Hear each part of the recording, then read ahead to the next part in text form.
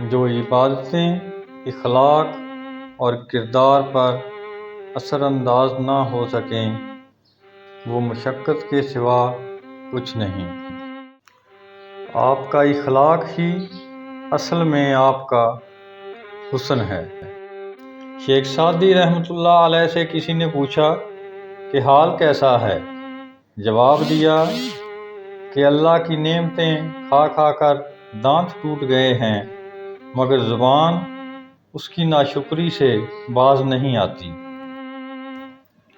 دن کی روشنی میں رزق تلاش کریں اور رات کو رزق دینے والے کو تلاش کرنا چاہیے۔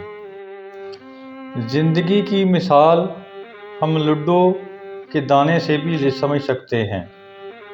امید ہمیشہ 6 کی ہوتی ہے لیکن اگر ایک بھی آ جائے تو چلنا ہی پڑتا ہے۔ دنیا میں آپ کا حقیقی مقام وہی ہے جس کا اظہار لوگ آپ کی غیر موجودگی میں کرتے ہیں۔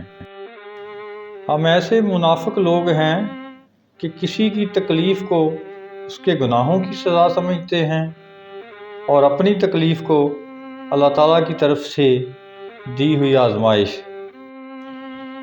ایک نسل کی جہالت دوسری نسل کی روایت بن جاتی ہے اور پھر تیسری نسل کا عقیدہ بن جاتی ہے۔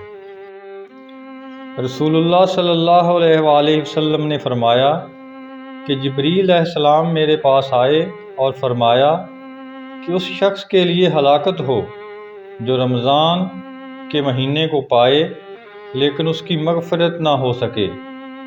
تو آپ صلی اللہ علیہ وسلم نے کہا آمین۔ گھبرائیں نہیں، میرے اور آپ کے معاملات جس کے سپرد ہیں وہ بہت بڑا غفور الرحیم ہے، وہ سب سے بہتر کرے گا۔ یہ دنیا بدترین ہوتی جا رہی ہے، برے لوگوں کے زیادہ ہونے کی وجہ سے نہیں بلکہ اچھے لوگوں کی خاموشی کی وجہ سے۔ ہر انسان کے اندر 2 بھیڑیے ہوتے ہیں، ایک اچھائی کا اور دوسرا برائی کا، لیکن غالب وہی رہتا ہے جسے ہم کھلاتے پلاتے رہتے ہیں۔ رزق میں عیب نہ نکالو، پسند نہیں تو مت کھاؤ۔ جو نعمتیں اللہ نے دی ہیں ان پر اللہ کا شکر ادا کریں کیونکہ کسی کو یہ بھی نصیب نہیں ہے۔